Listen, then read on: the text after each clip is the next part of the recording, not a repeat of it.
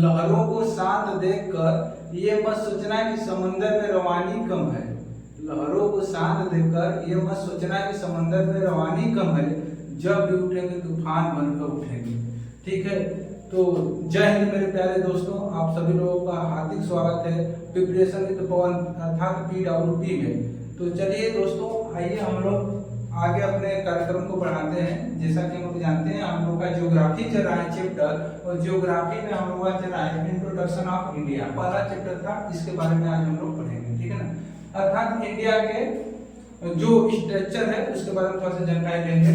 और हम लोग सबसे पहले पढ़ेंगे इंट्रोडक्शन ऑफ इंडिया, यानी भारत का परिचय। तो भारत का परिचय से पहले हम लोग को आता है, पहले पूरा विश्व आएगा। भारत से पहले विश्व आएगा। तो विश्व आएगा तो आप लोग को दिमाग में आना चाहिए कि विश्व में भारत है कहाँ। तो विश्व में देखिएगा दोस्तों 7 महाद्वीप है, अर्थात 7 महाद्वीप है। और इस 7 महाद्वीप का नामकरण कुछ इस तरह है कि देखिए, पहले एशिया है, फिर अफ्रीका, फिर उत्तरी अमेरिका, फिर दक्षिणी अमेरिका, फिर उसके बाद अंटार्कटिका, फिर उसके बाद यूरोप, फिर उसके बाद ऑस्ट्रेलिया। तो इस तरह क्रम है। तो ये जो क्रम है दोस्तों, तो ये क्रम है। हमारे पास सबसे बड़ा महाद्वीप जो है वो कौन सा है? एशिया। सबसे बड़ा महाद्वीप कौन सा है? एशिया। इसका ये क्या है? सबसे बड़ा महाद्वीप है। और सबसे छोटा तो कौन सा होगा बाबू? ऑस्ट्रेलिया। सबसे छोटा कौन सा हो जाएगा? ऑस्ट्रेलिया सबसे छोटा है। जब सबसे बड़ा हमारे पास आ गया एशिया, सबसे छोटा अमेरिका, तो देख रहे हैं बढ़ते से घटते क्रम में जा रहा है कि नहीं? जा रहा है ना। तो ये हो गया हम लोग के पास बढ़ते से घटते क्रम, बढ़ते से घटते क्रम। और ये जो बढ़ते से घटते क्रम है, ये किसका है? महाद्वीप का। ठीक है ना। तो हम लोग को ये तो पता होगा, लेकिन जो इंडिया है अर्थात भारत जो है वो किसका पार्ट है? एशिया महाद्वीप का। ठीक है ना, एशिया महाद्वीप का। और एशिया महाद्वीप में किसका है? दक्षिण एशिया का, यानी साउथ एशिया का। ठीक है ना। तो यहाँ पर देखिएगा, तो यहाँ पर हम लोग के पास इंडिया जो मिल गया वो किसका पार्ट है? एशिया का। और एशिया में किसका है? इंडिया पार्ट है बाबू? साउथ एशिया का, साउथ एशिया का। ठीक है ना, साउथ एशिया का पार्ट है। चलिए, तो आप लोग को ये समझ में आ गया होगा कि हम लोग का भारत कहाँ स्थित है। अब आप लोग को ये तो पूरी तरह से क्लियर होगा। तो ठीक है, यहाँ तक आप लोगों को समझ में आ गया होगा। तो हम आप बात करते हैं ग्लोब की। तो ग्लोब की खोज किसने किया था? मार्टिन व्हायम नाम के वैज्ञानिक थे, जिनका नाम था क्या? मार्टिन व्हायम।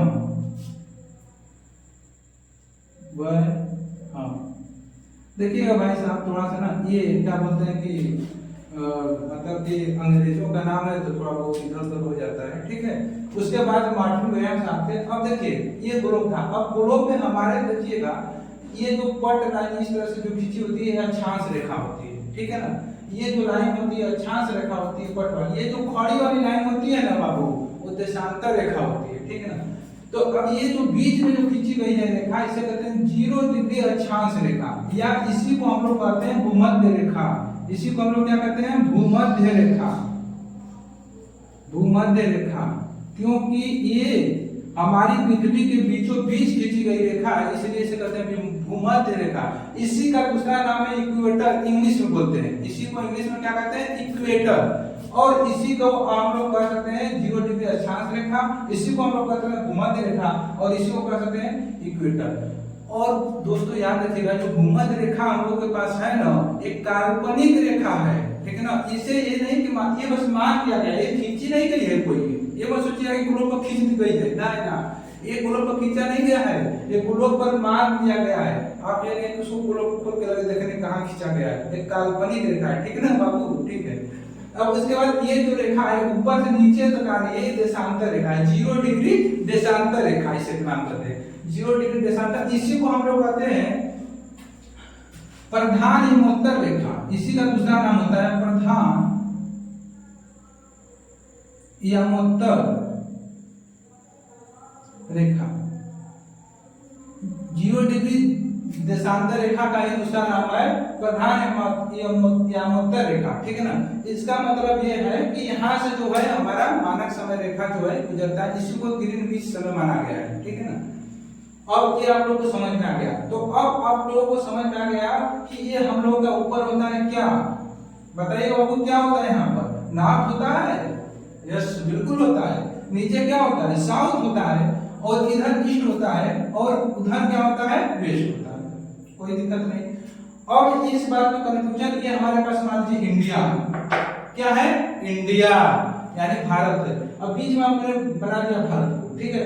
अब भारत ये हमारे पास हो गया, तो बाबू याद रखिएगा कि ये भारत जब हमारे पास बीच में हो गया तो किसके किसके बीच में पड़ेगा, नॉर्थ और ईस्ट, नॉर्थ और ईस्ट के बीच में पड़ेगा कि नहीं। तो भारत जो है ग्लोब में कहाँ स्थित है, नॉर्थ और ईस्ट में भाग में, ठीक है ना। किस पार्ट में स्थित है, नॉर्थ एंड ईस्ट पार्ट में स्थित है। क्लियर हुआ, कोई दिक्कत, नो दिक्कत, ठीक है। आगे बढ़ते हैं। अब आपको याद रखिएगा यहाँ पर जीरो जगह जो अक्षांश रेखा है, अब यहाँ पर जीरो है तो यहाँ पर जाएंगे ऊपर तो एक भी होगा, इसको ऊपर जाएंगे तो 2 3 4 होगा ना। तो उसी तरह ये ऊपर बढ़े हम लोग, मतलब यहाँ पर 1 डिग्री था, यहाँ पर 2 डिग्री, इसी तरह ऊपर क्रम बढ़ते गए, यहाँ पर 8 डिग्री 4 टाइम पर हम लोग का क्या पड़ा, जो कि हम लोग का यहाँ पर बढ़ा था कन्याकुमारी, कन्याकुमारी की बुथु बढ़ा, ठीक है, सॉरी कन्याकुमारी पड़ा, जो कि हम लोग का तमिलनाडु वाला में है, तमिलनाडु राज्य में स्थित है, जो कि मुख्य भूमि का हिस्सा है, ठीक है ना, जो मुख्य भूमि वाला हिस्सा है।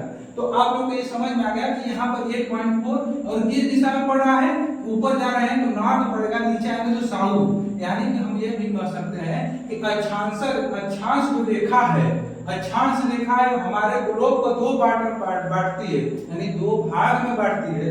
पहले भाग का नाम है उत्तरी गोलार्ध, दूसरे गोलार्ध का नाम क्या है, दक्षिणी गोलार्ध, समझ गए कि नहीं। जैसे कि यहाँ हो गई ये मान लीजिए हो गया, अब इसको 2 पार्ट में बांट दिया अक्षांश है, 0 डिग्री अक्षांश है, तो ये क्या हो जाएगा, ऊपर नॉर्थ हेमिस्फीयर यानी उत्तरी गोलार्ध, नीचे क्या हो जाएगा, साउथ हेमिस्फीयर यानी दक्षिणी गोलार्ध। कोई दिक्कत नहीं है भाई, ठीक है। तो आगे बढ़ जाते हैं, तो उसी तरह देखिएगा, तो ये तो देखिएगा नीचे आगे तो साउथ हेमिस्फीयर में तो है नहीं, हमारा इंडिया तो नॉर्थ हेमिस्फीयर में, तो नॉर्थ में जो ऊपर बढ़े तो यहाँ पर 8 डिग्री पड़ा, ठीक है। तो 8 के ऊपर यहाँ पर नीचे वाला यानी कि हम लोग को कन्याकुमारी पड़ा था, और ऊपर गए थे तो इंदिरा कोल पड़ा, ठीक है, जम्मू कश्मीर कितने डिग्री पर था, 37 डिग्री और 6 मिनट, ठीक है ना। और क्या रहना टाइम, नॉर्थ और नॉर्थ, याद रखिएगा दोनों नॉर्थ रहेगा, क्योंकि ये किसमें था, नॉर्थ गोलार्ध में, ठीक है ना। उसी तरह इसमें आप लोगों को पता होना चाहिए देशांतर रेखा भी ग्लोब को 2 पार्ट में बांटती है, और वो 2 पार्ट में, जैसे कि आप देशांतर रेखा हो गई 2 पार्ट में बांट दी, ये हो गया। अब ये खड़ा लाइन बैठेगी, तो यहाँ पे ये हो जाएगा, यहाँ पे देखिएगा ईस्ट हेमिस्फीयर हो जाएगा, और इधर क्या हो जाएगा, वेस्ट हेमिस्फीयर। कोई दिक्कत, ईस्ट हेमिस्फीयर और ये वेस्ट हेमिस्फीयर, अर्थात हम कह सकते हैं कि यहाँ हो जाएगा पूर्वी गोलार्ध और पश्चिमी गोलार्ध, ठीक है। देशांतर रेखा ग्लोब को 2 पार्ट में बांटती है, पूर्वी गोलार्ध और पश्चिमी गोलार्ध। और यहाँ पर हम बात करें अक्षांश रेखा है जो पृथ्वी को 2 भाग में बांटती है, जिसका नाम है उत्तरी गोलार्ध और दक्षिणी गोलार्ध। क्लियर हुआ। तो आप लोग बताइएगा दोस्तों, जरा ध्यान से सुनिएगा जो हम बात बता रहे थे। ये साउथ हेमिस्फीयर जो मतलब हम लोग का देशांतर रेखा है किस पार्ट में बांटी थी, ईस्ट हेमिस्फीयर यानी ईस्ट हेमिस्फीयर। यहाँ पर जो हम लोग का रेखा मतलब टाइम आएगा, यहाँ पर 68.7 टाइम्स यानी कि 68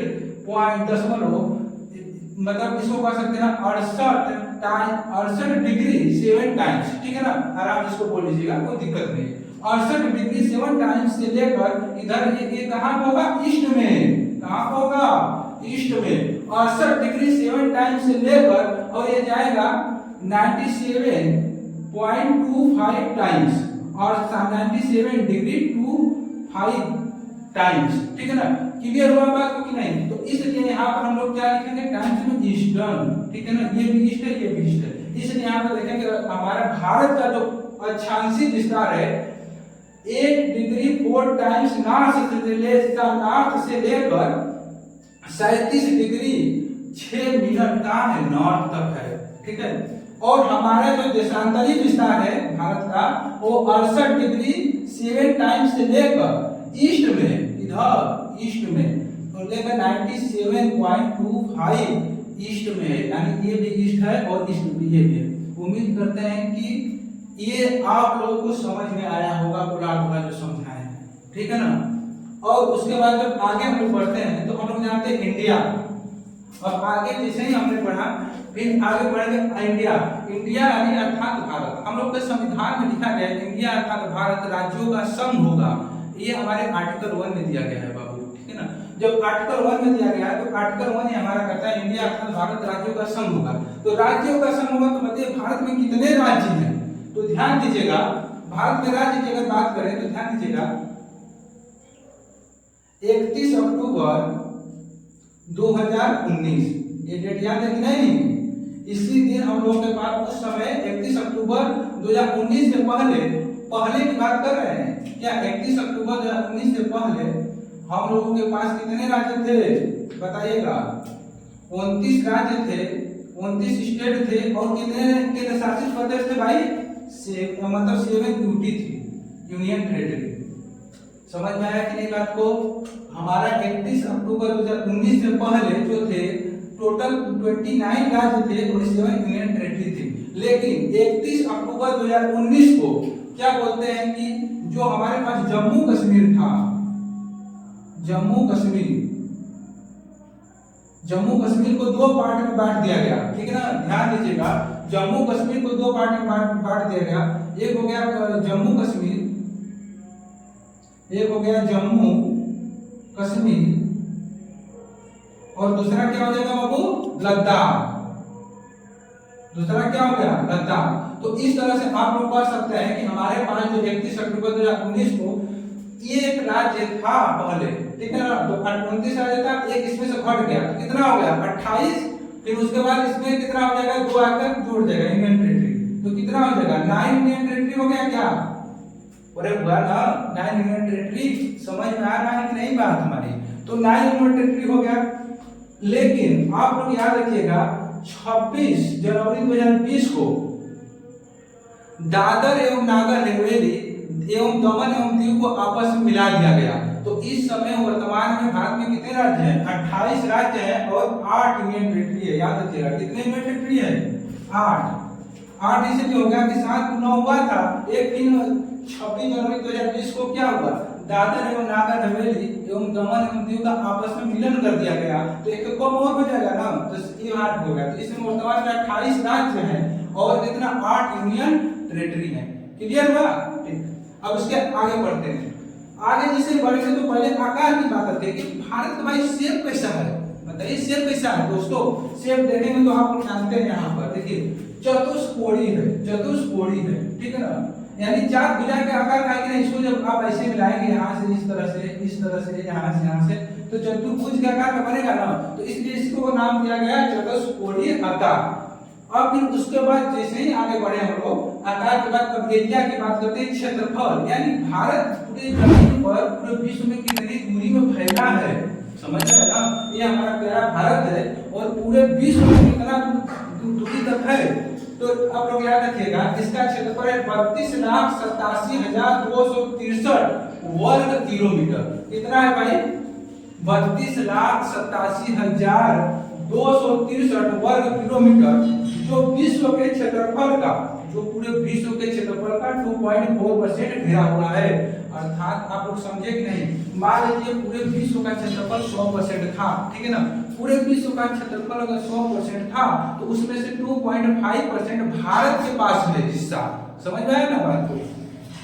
अब उसके बाद ये जो है विश्व में भारत का स्थान, भाई स्थान जो हम क्षेत्रफल के मामले में बता रहे हैं कि पूरे विश्व में जो स्थान है भारत का कौन सा स्थान है?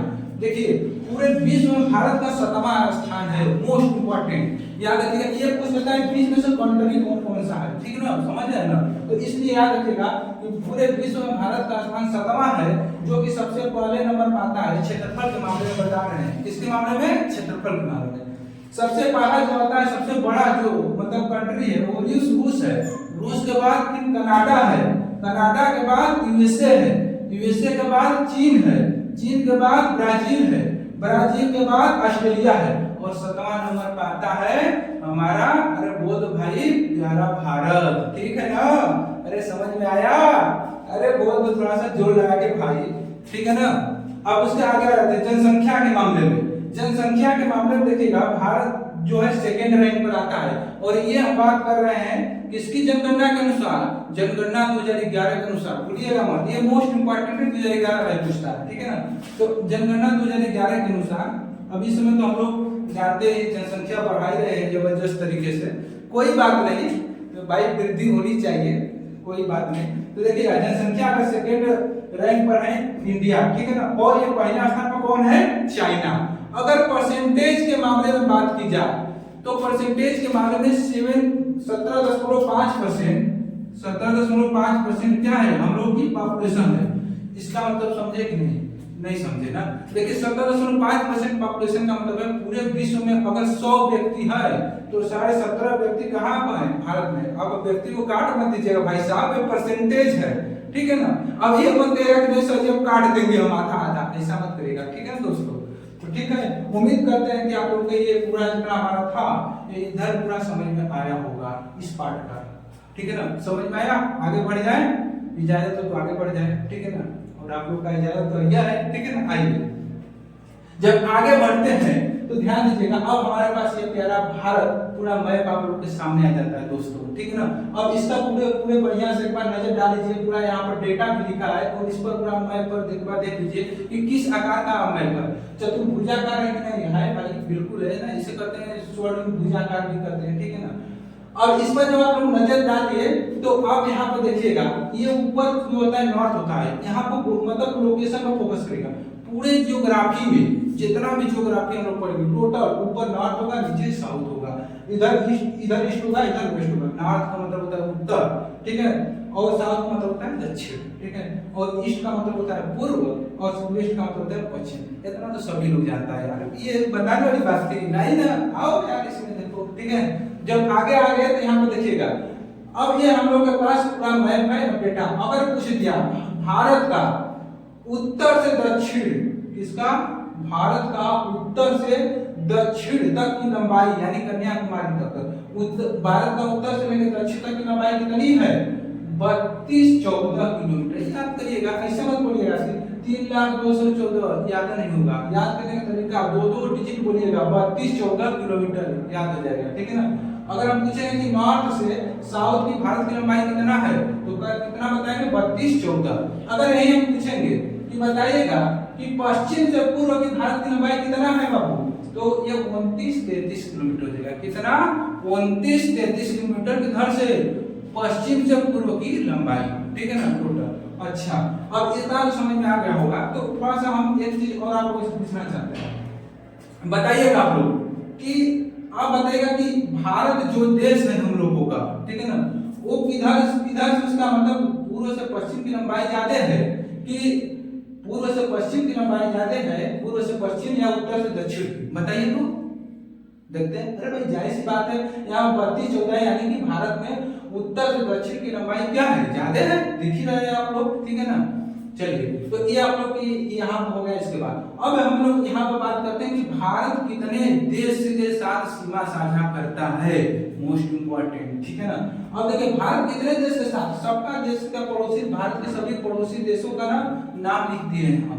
ध्यान से देखेंगे आप लोग, अगर मैं होगा बढ़िया से, तो आप लोग देखेंगे पहला पर पाकिस्तान है, एक कंट्री हुआ पाकिस्तान, ठीक है, दूसरा हो गया अफगानिस्तान, तीसरा हो गया चीन, चौथा हो गया नेपाल, पांचवा हो गया भूटान, छठवां हो गया म्यांमार, सातवां हो गया बांग्लादेश, ठीक है, और आठवां हो गया श्रीलंका, और नौवां हो गया मालदीव। कोच्चि में मालदीव है, ध्यान दीजिएगा, ठीक है ना। तो हमारे पास तो कितने हो गए भाई, अगर हम बात करें तो पड़ोसी देश, तो यहाँ पे लिख दीजिएगा पड़ोसी देश कितने हो गए, पड़ोसी देश 9 हो गए, बहुत बढ़िया, ठीक है ना आपको।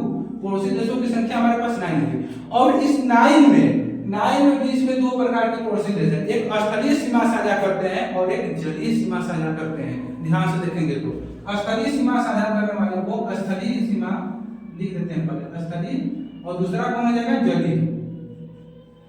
स्थलीय वाले में देखिएगा कौन कौन से हैं, देखिए पाकिस्तान बॉर्डर से लगा है, ठीक है ना, 1 2 3 4 5 6 7, यानी कि 7 वो ऐसे देश हैं जो कि क्या करते हैं, स्थलीय सीमा साझा करते हैं।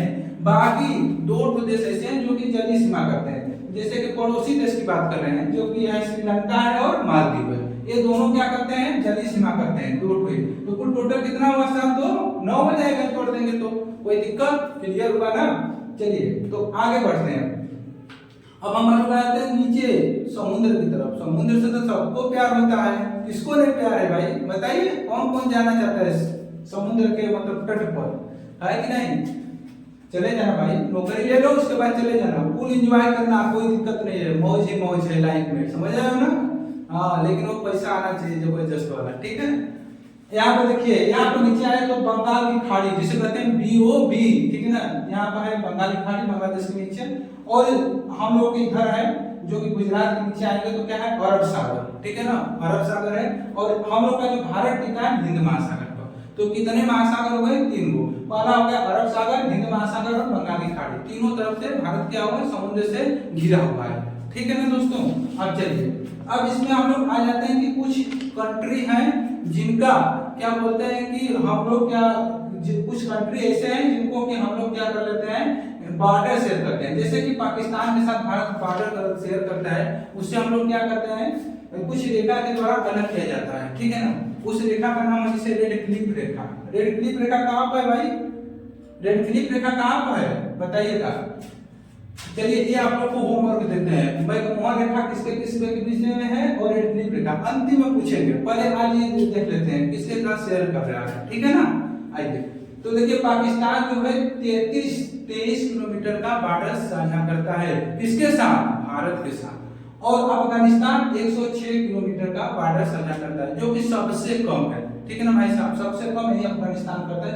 यही POK वाला हिस्सा थोड़ा सा इससे लगा हुआ है, POK का थोड़ा सा, हालांकि POK हम ही लोगों का है, ठीक है ना, गलती हो गया तो भाई कोई बात नहीं, ठीक है।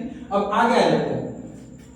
तो यहाँ पर देखिएगा, यहाँ पर चीन की बात करें तो यहाँ पर 34 और 88 किलोमीटर, चाइना क्या कर रहा है, 34 और 88 किलोमीटर का क्या कर रहा है, बॉर्डर साझा कर रहा है। और उसके बाद नेपाल की बात करें तो नेपाल 1751 किलोमीटर का बॉर्डर साझा कर रहा है, ठीक है। और भूटान की बात करें तो 699 किलोमीटर भूटान साझा कर रहा है।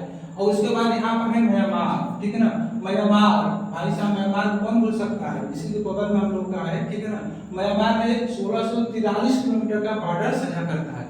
और बांग्लादेश 96 किलोमीटर यानी 4096 किलोमीटर का बॉर्डर साझा करता है, जो कि सबसे ज्यादा बॉर्डर साझा करता है भारत के साथ, यानी सबसे लंबी सीमा रेखा बनाता है। कौन सा देश, बांग्लादेश। कितना बाबू, 4096। हालांकि इसका एक्चुअल डाटा निकालेंगे तो 4096.7 किलोमीटर होता है, लेकिन पॉइंट नहीं याद रखना, साफ साफ याद रखिए ना, 4096 ऑप्शन मिलेगा उड़ा दीजिएगा, ठीक है ना, समझ रहे हो ना।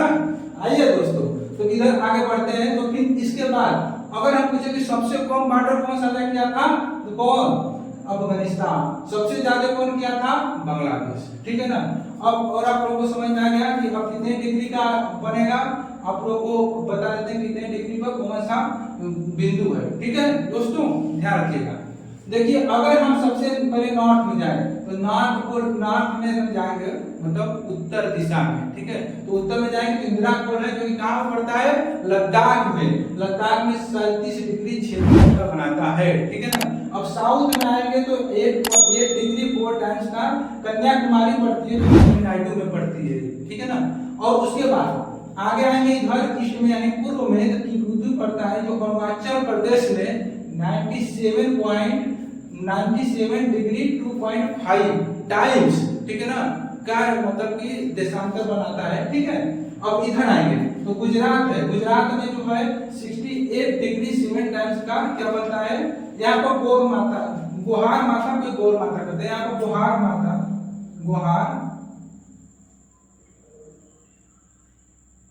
गुहार इसे कहते हैं, गौर माता कोई बोल देता है, गौर माता भी,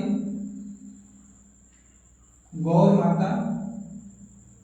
माता भी कोई बोलता है इसको, या कोई बोलता है गुहार बिंदु, ठीक है ना। गुहार बिंदु पड़ता है कहाँ पर, गुजरात में। 68.7 टाइम्स का ये एंगल मतलब बनाता है, ठीक है ना। तो ठीक है दोस्तों, उम्मीद करते हैं कि आप लोगों को जितना भी समझाएं समझ में आया होगा, ठीक है ना। तो आज के लिए इतना ही रखते हैं, ठीक है ना, समझ रहे हैं ना हमारी बात को। आज के लिए इतना ही रहने देते हैं, फिर मिलेंगे नेक्स्ट वीडियो में। तब तक वेट करिएगा। आज के लिए इतना ही, धन्यवाद। Thank you so much, love you.